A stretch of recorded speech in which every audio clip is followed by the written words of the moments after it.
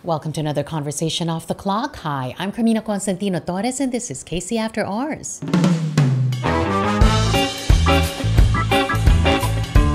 You have to be biased in terms of what is right.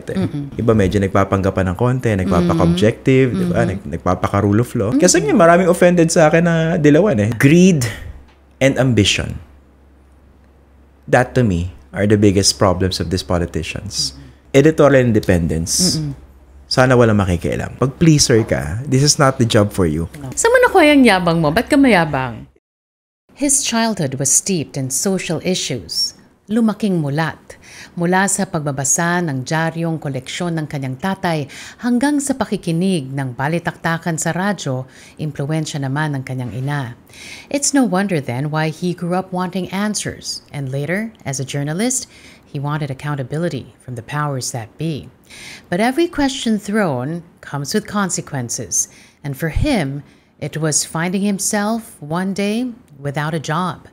But Christian Esguerra has proven that, like water, facts will always find a way to see the light of day. Now, this may not be the newsroom that we once shared, but I'm happy to be holding this space with him, even just for the next few minutes. Let's all welcome journalist Christian Esguerra. Christian Esguerra here in the podcast. Thank you so much for granting us with your presence. I cannot say no because of Carmina. Hindi totoo yun. Bulahan mo na to, no? Nag-no po siya sa akin. Nakakatakot si Carmina. Oy, hindi. Oh, Sobra ka. very feisty eh. Tagisan lang tayo. Hindi, Tagisan lang si tayo. Carmina. Teka, kamusta ka na? How has life been? You're married? You're with a kid? Eto, life is good. Nga. So, as you grow older, you get to know more about your priorities. Diba? So, yeah. I'm in a better place, better situation. Does it ring differently now? What do you do now that you have your wife with you, now that you have your little boy with you? Oh, yun ang big difference. Kasi there comes a point or at times sa buhay ng isang guy na parang you feel that you want to settle down, but of course you have to have the right partner for that. So, yun ang priority ko, family. Sa bawat bato mo ng mga tanong mo ngayon, and every time you go probing for the truth, is it different now because it's not just you and it can potentially affect your son as well? I wanted to think na dapat mas siguro more circumspect, more careful. Pero I tried doing that. Pero the same old me keeps on coming back eh. Honestly. Kasi yung wife ko, siya medyo worried about things like this eh. Kasi she's part of an entirely different world. Iba upbringing niya. So hindi siya sanay ng mga bakbakan, very confrontational. Eh sa akin, siguro that has been part of my personality. Parang you cannot really change yourself, pero you try to be more circumspect. Try to be more circumspect, but at the same time, this is about the future of your kid. Yeah. We're fighting for, diba? So parang our children. So mas circumspect in a way that it fuels you even more. Kasi may madadamay na eh. Yeah. Anak mo mismo, eventually, you know, and it's not in a revenge kind of way, pero yung kinabukasan ng anak mo to, bakit hindi ka makikipaglaban? Yeah. Ilang, parang siguro I try to be more strategic. Tapos, pero in terms of really tempering my position on issues, tsaka toning down, hindi nawawala eh. Mas nagiging klaro pa nga, di ba? Yeah, you know this for a fact, di ba? Kasi parang there's a switch eh that's turned on, di ba? Pag pangat ng term, no? Turned on eh.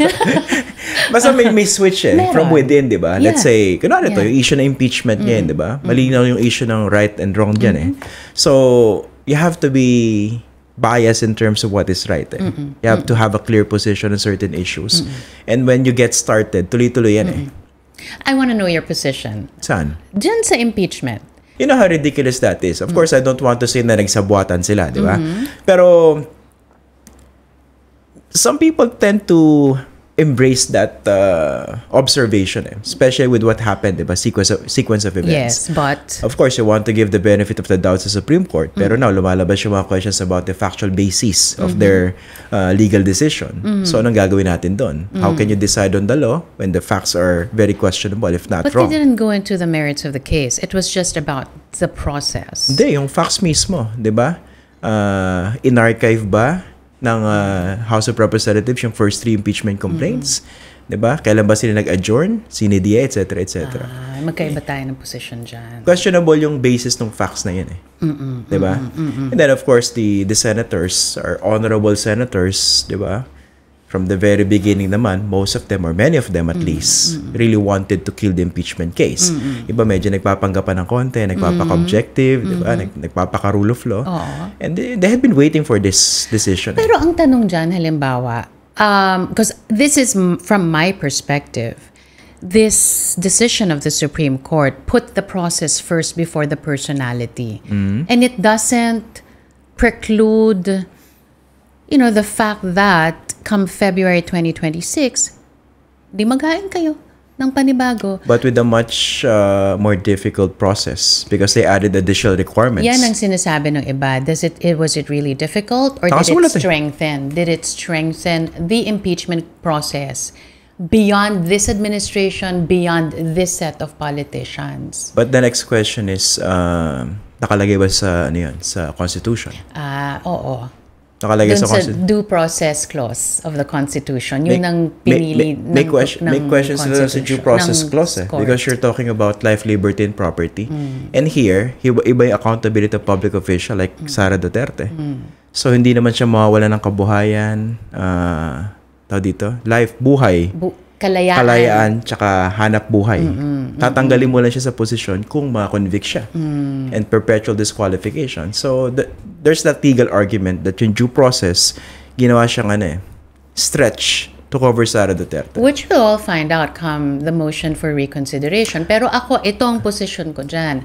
Kung may reversal, hindi na natin, kung may reversal, at hindi pa rin gumalaw yung Senado, alam na talaga, di ba? Hindi pa ba alam ngayon? Ako kasi, I have respect. Kasi hindi tayo pwedeng Wild Wild West. Yeah. Ilang beses na nating nakita na yung nagaharing uri, yung political elite, they're the ones who have been, disregarding these perceived enemies in politics. So, nakita na natin kasi. So, for once, gusto kong makita, sige, pairali naman natin yung batas.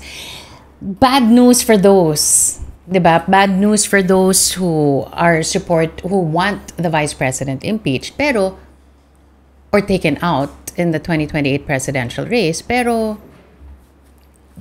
pwede pa gawin ng tama. Ako ganon. Kung talagang gusto nyo. We have no debate regarding respecting the rule of law and all these processes. Pero the problem is that's the very same thing being abused and used as a rationalization, not a justification by politicians like those in the Senate. We have seen them, di ba?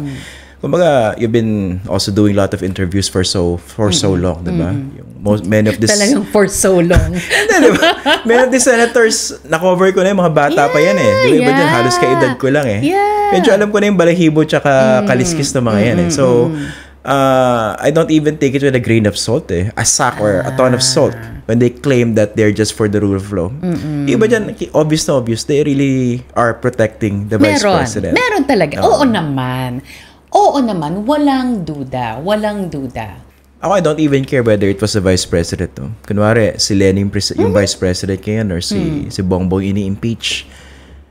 Pag mas pinahirap mo yung proseso ng accountability for these specific positions, and there's a big reason why the Constitution says that it should be that way, we have a big problem. Wag na natin muna sila. For the next few minutes, santabi muna natin sila. Okay. Diba? Nakukonsumo na naman tayo ng mga kaganapan sa labas ng kwartong ito. Okay, it's a beautiful Saturday morning, very sunny outside, but here we are, we're talking about your unrelenting desire to seek the truth, to hold the power to account. Ano ba, medyo maano to ha, pero natatandaan mo pa ba kung ano yung unang nabasa mo sa dyaryo or maybe narinig mo sa radyo, no? Na nagsindi nung mitya sa'yo because you were steeped, in my intro I said your childhood was steeped in social issues, lumaki kang mulat. But do you ever recall that single story or maybe that news article? Ako kasi, I cannot point to a single or a singular moment that triggered that description of me that you just said, no? Pero I remember growing up, I was exposed to social issues through the transistor radio. Kasi favorite ng mother ko, na nanay ko, transistor radio. Nakikinig talaga siya. And I was growing up, sabi ko, nakukuha ko yung habit eh. I remember yung Pagoda tragedy sa Bulacan. Bulacan yun, di ba? Wait, bata ka pa noon? Oh, we were listening. We were listening to the transistor radio. Okay. Madaling araw yan eh. So, doon ako na-expose. Tapos, yung panahon ng kudita, yung father ko, bumibili siya ng mga magazines, sa mga newspapers. So, everyday may dyaryo kami. So, ano yan, merong tabloid, merong English language. Mahilig siya magbasa ng dyaryo. So, nakuha ko yung habit. So, I was exposed. So, that early, naging familiar ako rin sa Aquino administration, sa kudita, etc. And then ever since kasi, I realized much later, I was really independent-minded. Yung parang I had my own view and take on things. And of course, siguro naturally, medyo argumentative ako eh. So, baka yun, nagsama-sama.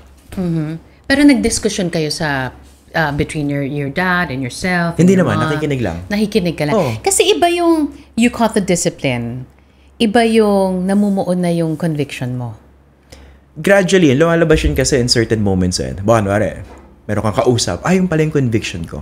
Oo, tama, kasi tama. The things that you're exposed to, you may not know it yet, pero they help define your character, your worldview, etc. Tumating na tayo dito. I'm not even sure if you led us to this, but I'm just gonna take it and fall into the trap. Ano yun? Bias. Okay. Parati yan sinasabi sa atin. Bias ka ba? Ako sinasabi ko, oo. Ako rin. I'm biased for the truth. I'm biased for this country and her people. Diba? I'm biased against those who continue to do bad things. Problema kasi sa mga tao, I think this is a problem of basic education. Talagang nasira yung civics natin eh. Yung kulang tayo sa civic education eh, unfortunately. In this day and age, parang we tend to put labels on certain people. Ano mga journalists, diba?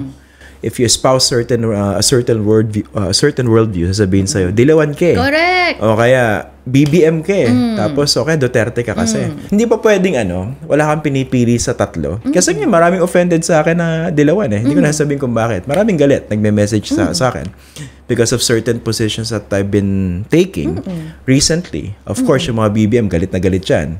Tapos, pag binabanatan ko naman yung mga Duterte, sasabihin ng mga BBM, uy, okay ka. Sasabi ko sa kanila, live to wait lang mamaya, meron sasabihin ako sa inyo. Yung mga trolls, medyo relax muna. Tapos tatawagin ko sila actually. Dito na, pasok na kayo mga trolls sa BBM. Babanatan ko na kayo. Yan, magagalit sila. I mean, I'm just trying to play with it. Parang binibiro ko sila. Pero honestly, there's a deeper meaning underlying that, di ba? Right. You're not defined by the color that people ascribe to you, di ba? Hindi ganun eh. Tayong dalawa, marami na tayong nakita. Marami ka na rin na-interview. Sabi mo nga, you've been in this industry for so long. Ikaw. So, tanda ka sa akin. Ako, I just started siguro. Hindi, and we've been talking about these politicians, right? Ano ba ang nakita mo sa kanila that best explains why we're in this situation? Ano yung common denominator nila? Greed and ambition. That to me are the biggest problems of these politicians. Greed and too much ambition. May problema sila sa character itself eh. Kasi pag there's a natural predisposition for someone to acquire power and cling on to it, there's something wrong with you. Pero parang mas grabe ngayon because, and I've seen this as well, because you put them all in one room. Yeah. And normalized sa kanila yung ganun. Yeah. Dati kasi, isang tao lang, di ba? May outlier, or may iba, ganun talaga yung gawain, pero patago. But recently, hindi na ganun. Actually, matagal na ng problema yan kasi ang problema natin yung mismong system and the structure eh. Kumbaga, kunwari ka, matino kang tao, papasok ka sa politika, there's a likelihood, or at least a possibility that you might acquire the bad habits of the other politicians, diba? para sa barkada, di ba? Makibarkada ka sa mga addict, edi most likely magiging addict ka rin, makukuha mo yung habit nila. So, ang problema natin yung structure and the weakness of our institutions. Kasi even if you have bad eggs, but if you have a strong institution or mechanisms, Correct. there's a way to weed them out or to remove them or to hold them accountable.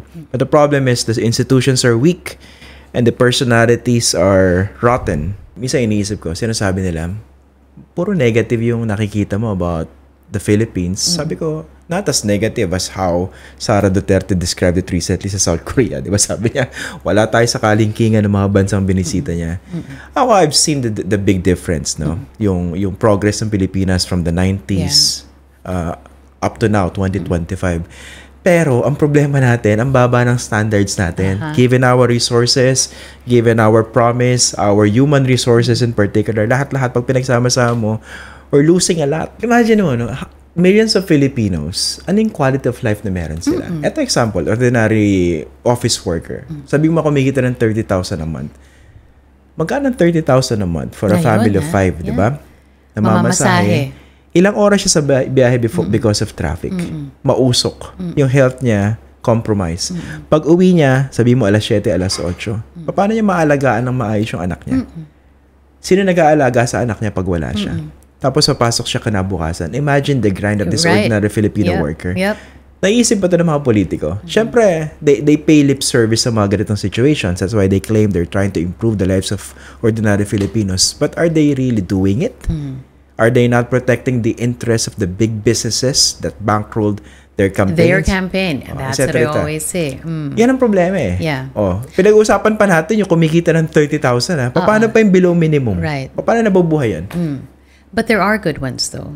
There are good public servants Meron, out there. mabibilang ko siguro. Yan na nga. Sa daliri. Why do you think they're outnumbered? The system itself is leaning more toward system is leaning more toward those who are rotten, honestly. Yan ang problema. At saka kasi sinimulan na nung tatay nila, nung nanay nila. Na-inherit yung greed. Na-inherit na yan. Ito naman, although this is more of an exception than the rule, may mga dynastic families na yung current generation medyo progressive mag-isip. Correct. Because they were able to study abroad. So, sana naman, not thanks to our money. Bumalik sila rito, they were exposed to progressive ideas. They saw how mass transport system is supposed to work. Yeah. Paano pag yung health service mo talaga effective, di ba? So, binabalik nila dito. In fairness to them, talagang merong ganong merong ganong promise. But how many are they? Yeah. Di ba? So, sana nga, mas dumami pa. May iba lang ako. Sino yung pinaka-piko na interview mo ever? Meron dati yung binanggit pa ako sa speech yung Congressman Ron Salo. Okay. Kasi nasa ANC pa ako nun before. Bukas pa yung Rockwell Studio natin. And then I think that was a disastrous interview. And then after that interview, he's asking me, how did I do? Kumusta ba? Pero you could see it in his face eh. Kabado na. Sinabi ko naman, okay naman ko, ganyan. Tapos a few days later, this was during the franchise issue ng ABS-CBN. Someone alerted me na my name was mentioned, binanatan ako dun sa speech nung congressman na yun. So, sabi ko, apikon pala to. Meron ka na bang mga na-interview na they've performed, they performed so poorly because of their answers or their lack of preparation pagkatapos ikaw yung sisisihin? May mga ganun. Pero, I don't think they were tough enough to tell me to my face. Tapos maririnig mo na lang sa tabi, diba? Na di siya happy, ganyan. Sabi ko, problema ko ba kung tanga ka? Pero dapat ba silang maging happy? Yun lang sa akin eh. Should you walk away from the interview with the sole intent of being happy after? Mamili ka na mag-interview sa'yo if you want to be happy, diba? Siguro, you ask someone na bayaran mo. Yun, sigurado ako happy ka. Or kausapin mo yung sarili mo. Happy ka nun. I-post mo yung video mo sa page mo. Ikaw happy ka na sigurado. A lot of them are doing that right now, actually. Isang problem yan. Kasi it goes to, it can be traced to the problem of civics eh. Kulang sila sa understanding of why they need to accommodate interviews like this. Diba? Because it's part of their responsibility as public figures to not exactly drive public discourse, but to at least answer questions coming from the people through real Correct. journalists. But because of social media, they can do it directly, di ba? Sila na nagla-livestream, sila nagka-cut, di ba? Nasubukan ka na bang bayaran? May mga nag-a-attempt. Talaga? Anong, like, how did they do it? Hindi, ngayon din, nung the independent na ako, may mga nagpaparamdam before. Kunwari, pwede mo ba ako i-feature ganyan. Nakakatulong kasi very vocal ako sa podcast. Kasi ginagawa ko rito ng ANC pero syempre sa atin daming restrictions sa censorship. Sa podcast openly, dinidiscuss ko yung media corruption. Kaya sabi ko, I keep telling the audience, sabi ko, I'm talking about media corruption also as part of my protection. Kasi everything is recorded eh. Right. Lumabas na yan sa social media. Right. If you hear something na meron akong tinanggap in the future, i-juxtapose nyo to. Idikit nyo tong clip na ito. Sabihin nyo, ipokrito ka Esguerra. Sabi ko, that's my protection also if and when somehow I get tempted. There are those, though, na kasama natin na yun mismo ang hinihintay. Meron. Actually, Naghihintay nung I remember, itong huling election campaign, kasi I did a series, ang pangalan niya was VoteWise. Nag-interview ako ng mga senatorial candidates, iba mga local. Siyempre, hindi ko ma-cover lahat yan. Yung iba hindi pumapayag, iba naman pumapayag. I remember speaking with at least 2 candidates. Yung isa vocal sabi niya, ako sinisingil ako ng ganito sa isang provincial radio station. Sabi ko, ang kapal naman mukha niya. Tapos ang laki pa na sinisingil. Tapos yung isa nagtatanong sa akin, may bayad ba to? Sabi ko, wala, libre to. Diba? Sabi ko, libre to. You don't have to pay me. Tapos sabi niya, kasi si binigay yung pangalan, kilala mo ito rin siya na-charge. Huh? Kasi ano ba yan? Kilala mo Tapos sabi ko, anong ako naman, pag ganun kasi nakikichismis ako. Para alam ko yung racket nila. Alam mo yung rate card nila. Oo. Basta nagbigay ng rate, tapos, only edit. Example, ako yung politician, in-interview mo ako. Bago mo ilabas yan, papanoorin ko muna pa ulit-ulit yan. Pag may hindi ako gusto, i-edit ko, etc. etc. Only edit. That actually is that's propaganda already. That's propaganda sa journalism. Maraming ganyan. Sa tingin yung mga vloggers na nag-i-interview, hindi bayad dyan. Yung iba nga dyan, kamag-anak pa Anyway. Ganun? Sino ba yan? How much of who you are now is from your personal experience? And how much of it is from your mentors? I mean, let's talk about Letty Jimenez Magsanok. How the kind of journalism that you saw in her that sort of helped shape you. Kasi, my first job sa journalism was with the Philippine Daily Inquirer. That was in 2000. So, pag pumasok ko sa industry, at that time, siya yung the place to be. Every journalism student wanted to be with the Inquirer. So, I remember, I applied there as a walk-in applicant Sunday. Pumunta ako doon. May dala akong talaga. Noong time na kasi hindi pa uso yung online application. Hindi, pakapalan nga dati, di ba? Hawak-hawak yung ganun. Pakapalan talaga ng mukha. Sabi ko, meron po ba kayo opening dyan? Diretso ako sa newsroom. Pinuntahan ko lahat dyan, yung mga newspapers, yung mga departments. So, sa Inquirer, wala pang opening nun So, nakausap ko na si Jerry Lirio. We work with him, di ba, sa ABS-CBN. Siya assistant metro editor. Sabi niya, wala pa kaming opening bata Pero, kung gusto mag-contribute ka. So, that was summer. So, eventually, I was siguro accepted July or something. Ayun. I started from the bottom. So, pagpasok mo kasi sa isang newsroom, later on ko na-realize nung na-expose na ako sa academic side of journalism more deeply. Pero talaga siyang newsroom ethos So, ano ba yung kultura doon? Ano ba yung mga do's and don'ts? And how strictly or loosely do these people really try to adhere to those standards. So I embrace yung Inquirer ethos, especially kay LGM kasi yung magaling magsulat yung writing, tsaka yung angling, etc. etc. And of course, thanks to good editors, mas maayos yung perspective mo sa pagsusulat.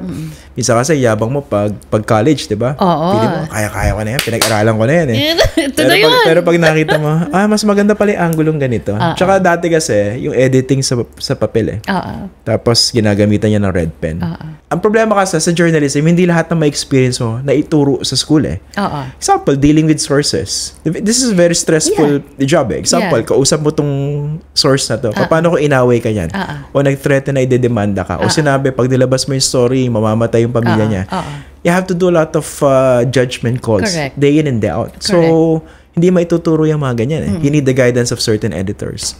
Ang na-realize ko, if you join a newsroom and you try to be part of a good team, o kaya circle of friends, or you surround yourself with people who really respect journalism, hindi nila pinoprostitute, hindi sila tumatanggap ng ganyan-ganyan, most likely makukuha mo yung habit na yan. Magiging virtuous ka in a way. And fortunately sa beat, when I was doing field work, yun yung mga nakasalamuha ko, mga matitino. Hindi naman to consciously tinuro sa akin ng parents ko eh. Kasi hindi naman wala silang background sa journalism eh. At saka wala naman sila doon na nagtatrabaho ka na. Oo, tsaka wala kami mga conversations na, anak ha, pag huwag kang tatanggap. Hindi nila alam yun. Pero somehow, siguro yung values na nakita mo sa family mo, the values of hard work, honesty, generosity, when you have something extra, nadadala mo yun sa personality mo, sa character mo, and that is reflected in real life situations later on. With every question that we throw comes consequences. And for you, it was a big one because it was, you lost your job. Yeah. So when you look back at that time that you lost your job with ABS-CBN, do you see that now, as an owner of your own enterprise, do you see that now differently? Yes, definitely. Parang it was something that I realized later on I had to experience. Parang ano yan eh, in this journey, parang God gives you a lot of hints, opportunities, challenges, depending on how you see it. Siguro, backtrack a little. Nung 2015, before I joined ANC initially I had this conversation with si Miss Celette. Tapos si Nadia, sila yung kumuha sa akin dyan. Tapos ang conversation namin went like this. Nagtanong si Celette, sabi, so tell me your rate. Ganon-ganon, di ba? Parang pure negotiation. Sabi ko, sorry po, I'm not used to this. Yeah. Kasi I'm from the generation na I stay long in a job. When I joined a company, retirement ko na yan. Yeah. So, sabi ko, may magtatanong sa akin before, why are you leaving Inquirer? Okay ka na dyan eh, di ba? Senior ka na, etc. etc. Sabi ko, I had no compelling reason to leave. At the same time, I had no compelling reason to stay. So kung magstay ako, dito na ako mamamatay. So I wanted to try something new. And on time na honestly, hindi naman ganun kataas ang tingin ko sa television. Sorry. So nung nagkaroon kami ng ganung conversation sa ANC, sabi ko, I want this conversation to be about the future. What can I contribute sa company? And then, what's in it for me in terms of growing as a person, as a journalist here? Yun naging discussion. Sabi ko, would I still be able to write? Sabi niya, meron. You can contribute sa .com, etc. etc. So sabi ko, yes. Pero at that time, of course, ang matagal ko naman nadidinig na the newsroom was a snake pit. Yung mga ganon. Tapos sabi ko, totoo nga. Totoo nga. Hindi siya kasinungalingan. Hindi siya playground. Hindi siya... Tapos I remember when they told me na, oy, ano ka? Bigyan ka ng talk show.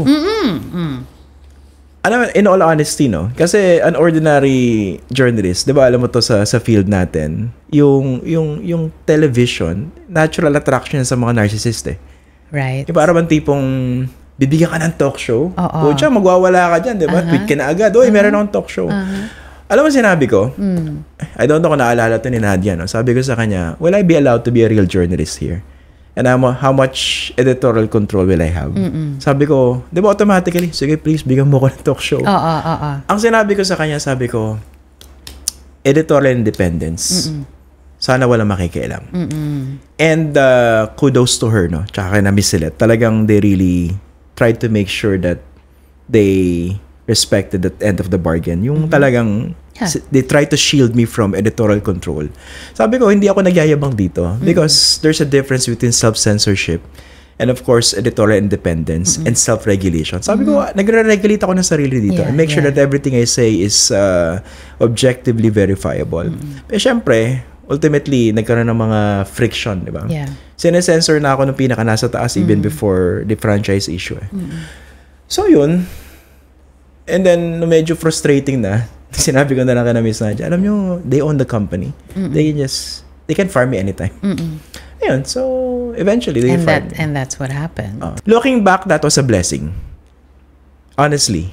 Kasi that pushed me to explore a much bigger patch of the universe. Yeah. Tsaka ang sarap na walang boss, Carmina, honestly. Totoo. Ang sarap-sarap. Totoo. Your faith is part of the armor that keeps you together as well. Oh, totoo yun. Kasi I've always felt na throughout my life, may guidance, hindi ka pinapabayaan. That's why, na sa akin kasi, faith also requires humility. Kaya ako, ang laking bagay din sa akin ng gratitude eh. Yes. Diba yung mga tao na parang, hindi naman, nagawa ko to because of myself. Or they owe me this and that, therefore. Yung sense of entitlement, diba? So, sa akin kasi, pag meron kang gratitude, meron ka humility. And you have to have that. Ako nga dyan, ako kayabang, sa totoo lang. So, mayabang ka pala? Oh, mayabang naman ako talaga. Pero I know may limitations. Diba? Saan mo nakuha yung... Mr. Esguerra, saan mo nakuha yung yabang mo? Ba't ka mayabang? Hindi, personality ko lang talaga. Parang I don't take shit from people, honestly. Parang I don't allow people to trample on me. Hindi ako ganun. Yeah. When we interview people, when we hold the powerful to account, I mean, you know this, it gets to be quite frustrating at times because we can only do so much. Sabi nga dun sa ibang komento sa'yo, ang galing mo pala eh. Pare, ba't hindi na ikaw mag-presidente? Kaya nga pinapatulang ko na. Ang sabi mo. It's a good thing na you can experiment on this format eh. Kasi ganito ako as a person. Sarcastic ako talaga. Bata pa ako. I remember, si Mike sabi sa akin, hindi ko malaman kung seryoso ako o hindi. Kasi deadpan yung face ko, tapos sarcastic ako. Nailalabas ko siya ngayon. Hindi mo siya pwedeng ilabas sa ANC. Diba? You can be bitchy, pero meron siyang limits because of... Bakit naman bitchy, tas nakaganyan ka sa akin? Hindi ka ba bitchy? Sobre. I'm just honest. Pero yun nga, pag ganyan kasi, parang sinasarcastic ko na lang yung approach, tapos medyo nire-reverse psychology. Kasi sometimes, ang goal ko kasi, I experiment with certain formats on how to get the message across. Kasi before, the usual format was to tell them directly, huwag kayong bumoto sa magnanakaw. Sabi ko, wala epekto eh. So I was thinking there are other ways and perhaps better ways to get the message across to people. Depending din kung sino yung kinakausap natin. Ayun. Now, we were talking about that episode in your life, which you now see as a blessing. It could have been, as I was saying a while ago, it could have been a legitimate reason for you to turn your back away from something that you've always loved. Why did you choose to stay? Hindi ko kaya honestly. Hindi ako nagpapakit dito. Because this is the only job or profession I had known. Yes. So, hindi man ako negosyante. Wala akong alam sa negosyo. Wala naman akong mayamang papa. Nang pamamanahan ako ng asyenda, di ba? Hindi ganun eh. I had to, ever since my life was about hard work and earning things. My biggest frustration was losing the platform and the voice because we were in the thick of the election campaign coverage. Literally, ang iniisip ko rito, binusalan ako. So sabi ko, I had something to say. I had other issues to talk about. And what platform was available to me. So doon ako nag-focus. And ang problema kasi, pag pumasok ka sa journalism, it's not a simple job eh. I hope this won't sound messianic, pero lagi may higher purpose yan eh. No, I believe it. May ganun lagi yan eh. And ako yan ang sinasabi ko rin parate. It shouldn't be about you. There should be a higher purpose. Kung ano man yan, basta hindi para sa'yo lang, hindi para dito lang. Diba? Maybe you're there because, you saw it as something that's for, I don't know, your family or whatever, future ng anak mo. Kaya nga hindi ka magtatagal sa isang larangan or profession if your main motivation simply is to earn money. Example, siguro may mga ganong motivated by money, that's why they wanted to join this industry. Pero up to a certain, you reach a certain point when you start asking, diba? What's in it, ano ba yung reason for being ko rito? You start asking the deeper questions. And then by that time na na-realize mo na hindi na pala about money to, wala ka nang nabuong body of work eh. Hindi mo na nabuo yung credibility mo as it should, di ba? Well, now that you have your own enterprise, you now have... Ganda ng alam mo, dating, natatandaan ko yun, Ganda ng Christian. dating enterprise, Sinabi mo pa sa akin nun, registered two moments when I felt your excitement. You said, registered now sa SEC. Yeah. Like, oh, wow. And then, tapos na. And then, after a while, may merch na ako. Oh, wow. Kasama yun eh. It's just so, I think, the exhilaration that I saw in you, Yeah. and I continue to see in you, is something else. How would you define the freedom that you're experiencing right now? I'm really loving yung freedom tsaka yung liberation. Pero at the same time, I keep myself grounded because one mistake can take all of this away. Kasi yun ang danger if you're independent. What to you would constitute mistakes? Sa akin kasi, pumasok na ako rin sa commentary opinion journalism talaga. More clearly. Pero at the same time, I make sure my take on things, my opinions are based on facts. Hindi ko naman sinasabing pangit lang isang politiko, di ba? What's the line that you would never cross? Yung pamimersonal talaga. Kasi honestly, miski yung mga binabanata kong senador ngayon, na-encounter ko yung mga yan eh. Okay lang. Sinasabi ko nga sa mga students sa journalism, sabi ko, pag pleaser ka, this is not the job for you. No.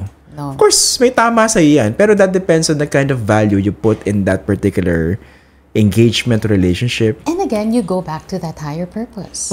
Sa akin kasi professional lang naman yung Well, clearly, Christian, as I talk to you now, very different from, when we were sharing a newsroom. As you said, this is a period where, you're experiencing exhilaration and freedom like no other. Where do you intend to bring that freedom? I want to expand this further. Kasi when I was thinking, ano bang gagawin ko rin sa Facts First, no? I was thinking, I want this to be the go-to channel on social media for no bullshit, factual information with a lot of context. And basically what the mainstream news organizations couldn't say for many different reasons, dito nila mahahanap yan. And I'm glad na we're on that direction. Well, I'm so glad that direction sort of paved the way for kahit kaunting minuto lang for you to come here and join us. I cannot miss that kind of voice. Morning. Ano ba? Ang ganda ng ending na. Christian Esquera po. Maraming salamat. Thanks so much for joining us you. today. And that's it for another episode of KC After Hours. You know the drill. Like and subscribe. I'll see you on the next one.